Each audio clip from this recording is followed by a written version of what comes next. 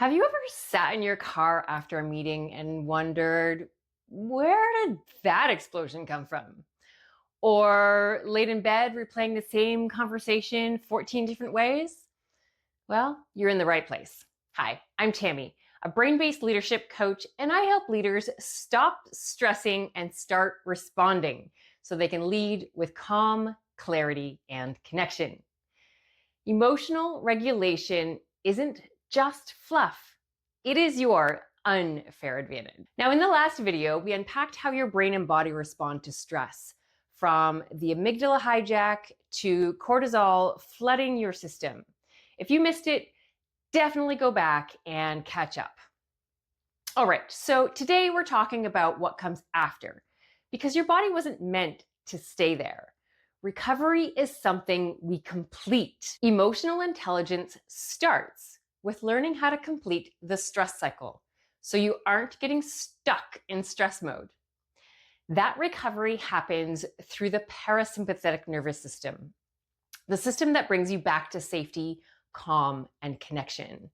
And the real hero here, the vagus nerve, the pathway that tells your body, hey, it's safe now. You can come back. You can breathe again. I'm going to walk you through exactly how to start that shift, how to recognize when you're hijacked, and how to help your system come back online. This isn't just emotional awareness, it's biology. And it has a clear beginning, middle, and end. And if you skip the middle, you can stay stuck. So let's get into it. Your body's not overreacting. It's following a simple system, a survival loop. It's called the stress cycle. And it's built to protect you. So we have the trigger, and this is getting cut off in traffic, a rude comment, an old memory, whatever. We have the activation, so we have fight, flight, freeze, aka dysregulation or your amygdala hijack. Then we have action, and this is what we'll be going through mostly today. What to do, the movement, the expression, the release, how to release it. Then we have recovery, your breath and other regulation techniques, and returning to safety, your nervous system settling back down. You're now back into regulation. So here's the problem. Most people never get past the activation phase, and that was definitely me. And the result of that is chronic stress, tension that never leaves, inflammation and dis-ease in the body. You're not broken. You're just stuck mid-cycle. Your job is to now close the loop, move the energy, regulate, and complete the cycle and return to safety. That's emotional intelligence in practice, noticing what's happening inside of you, moving through it, and choosing a grounded response even when stress tries to hijack the show. Have you ever noticed wild animals and even our pets regulate like champs? After a perceived threat like a thunderstorm or a close call with a predator, they shake, they tremble, they run, they bark. They don't overthink it. They shake, we stew. They let it go, we snap at baristas and call it Tuesday. Adult humans, we've been taught to keep it together. Women usually hear, stop being so emotional. Whereas men usually hear, suck it up, tough it out. But none of that helps the body complete the stress cycle. Suppression isn't strength, it's storage. Dudes, you are allowed to have emotions. Having feelings doesn't make you weak, but avoid it today and it'll come out the wrong way next week over something dumb like jammed printer paper. Kids are biologically wired to do what animals do. Cry, flail, stomp, melt down. You think that tantrum's just attitude? Nope. That is stress leaving the body. They're actually doing it right, the best way they know how. And here's the thing, this isn't just for kids. Most of us were never taught how to complete the stress cycle either. One of the best things you can do is normalize movement and breath after stress. More on this in a minute. You know, I really sucked at noticing what was happening inside my body. I was completely oblivious. I only noticed stress when it exploded, snapping at someone, shutting down, or feeling totally overwhelmed. One of the first things that changed for me was getting a device that could check my heart rate on demand. That was this one. Nothing fancy or expensive, just something I could use a few times a day to actually check in with myself. I got the idea from Dr. John Gottman's groundbreaking work in the Love Lab. He's not just some relationship guru, he's a legit researcher who wired couples up to monitors and track things like heart rate, stress responses to predict divorce with over 90% accuracy. That's where I first heard the term flooded. When your body's in a stress state, even if you're smiling and saying everything's fine. But here's what really cracked it open for me. Daniel Goleman, in his book Emotional Intelligence, explains something that hit me like a freight train. He talks about people who repress emotions, especially the tough ones, not on purpose, but automatically.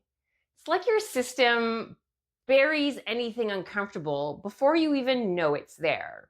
Everything looks sunny and fine on the surface until something big finally breaks through. He also describes alexithymia, basically when you can't quite name what you're feeling or feel it physically. And while I wouldn't say I had that exactly, I definitely had a flavor of it. I didn't know what was going on in my body, and I didn't have names for emotions, save for like a handful of them. And there's like 200 of them. I just kept moving until I couldn't. It was emotional repression, plain and simple. And I didn't even realize I was doing it because my nervous system had been trained to survive that way. That's what gave me the idea to check my own data. I had learned that anything more than a 10% increase from your resting heart rate can signal dysregulation. So I started checking mine a few times a day just to get a baseline. It wasn't long before I noticed a higher number, and then I'd be like, well, wait, why on earth is that high right now? I'd slow down for a second, scan the rest of my body. Where do I feel it? In my chest? In my gut? In my jaw? What's the shape of it? If I could name a shape.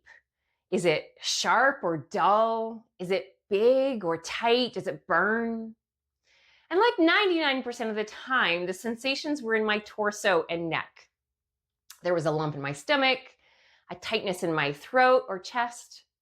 And then I'd ask myself, well, what just happened in the last half hour? What was I thinking about? What story or memory was running through my mind? And let me tell you, after just a few weeks of doing this, I learned so much about myself. This kind of self-awareness is a super important part of emotional intelligence. It hit me that my body was in full fight or flight mode before my brain even caught up. One comment, one email, even a damn thought could set it off. This was the beginning of real regulation for me. Awareness isn't a one-time thing. It's a relationship you build with yourself, one gut check at a time. Okay, so we know the body needs to complete the stress cycle to come back into regulation. But how you move actually matters depending on what emotion you're feeling. Different emotions build up different kinds of survival energy, and they need different kinds of movements to discharge it. So let's break it down real quick. Okay, so we have anger, rage, frustration. This is fight energy. It doesn't need a motivational quote, it needs a damn release. So there are quite a few things we can do. This is just a small sample. We can punch our pillow or our bed. We can stomp our feet in place. And there was one of my therapists that suggests chopping wood. She actually carries an axe and gloves in her trunk for that very reason. Anything that is strong, physical, intense motion. So how long should we do this? Anywhere from 30 seconds to 3 minutes. Trust me, after 3 minutes, you're going to really feel a difference in your body. So next we have panic, fear, and anxiety. Your nervous system is trying to get it out. Jittery energy equals light movement. Jog in place. Bounce on your toes. Shake your limbs like you're trying to dry off. Have you ever noticed nervous energy in people? Fidgeting, pacing, shifting in their seat? This is what's happening. They're moving that energy out. How long to do it? Anywhere from 1 to 3 minutes, or until the jitteriness settles. Your body is wired to move this emotion out, not think your way through it. This is also not the time to ask why. Why am I feeling what I'm feeling? Why doesn't matter at this point? But here's the thing. Moving the energy is only half the story. After the action comes recovery. Because just burning off the stress isn't enough. You've got to guide your system back to calm. This is where the vagus nerve becomes your best friend. The vagus nerve is like your body's recovery switch. It's this nerve that runs from your skull to almost every organ in your body. It's like a little tree branches. It branches all over the place and it connects to the rest of your torso. It says to your system, it's safe now. You can come back. You can breathe again. There are simple, powerful tools that help activate the vagus nerve.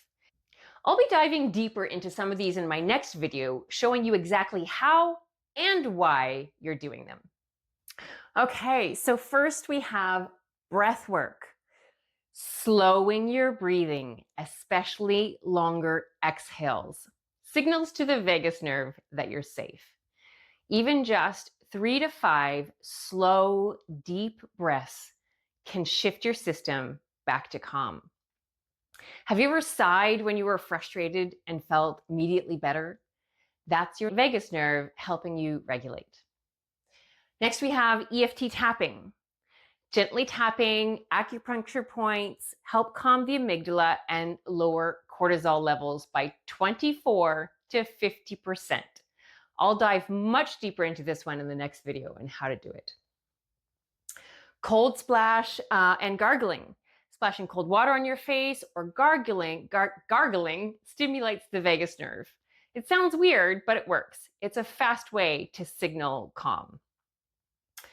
Singing or humming, making sound with your voice. Humming, chanting, singing softly activates your vagus nerve through vibration.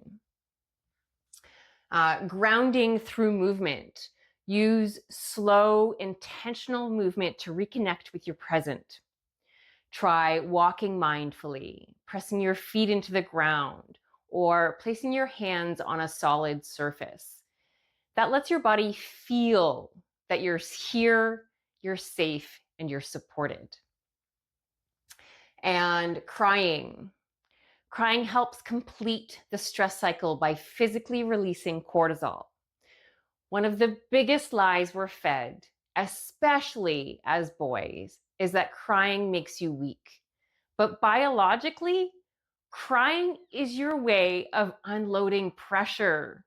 It's how you finish the stress cycle, not fall apart. Shaming someone for crying is like telling them to walk off a broken leg and then wondering why they're still limping years later. Crying is not the problem. Shoving it down and pretending you're fine, that's what screws you up.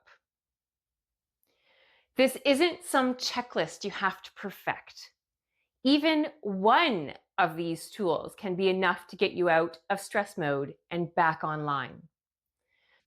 This whole cycle might take anywhere from 2 to 10 minutes. Regulation doesn't have to be a project, just a practice. But real talk, if you've been in chronic stress for years, these tools, they may not work right away. You might need more than breath work. you might need professional help, a safer environment, better support at work or at home, or people in your corner who actually get it. Now, there's something important we need to talk about. Remember the reactor leader from the first video? Sometimes, without even realizing it, we try to discharge survival energy in ways that cause more damage than relief. Yelling, insulting, blaming. Those reactions, yeah, they do make you feel better for about 5 minutes. Yelling, snapping, slamming something down, it moves the energy. It hits the release valve because keeping that pressure inside feels incredibly unbearable. Your vagus nerve kicks in through your vocal cords and your facial muscles when you do that. It's biology. You're not being dramatic. You're offloading stress the only way you know how. But it comes with a cost. It can break trust. It can create fear, not real respect. And it leaves you feeling disconnected and maybe ashamed later. The good news, you don't have to keep blowing the lid off. There are tools, simple, powerful ones that help your body come back to calm. Tools that work in traffic, in meetings, or mid-meltdown.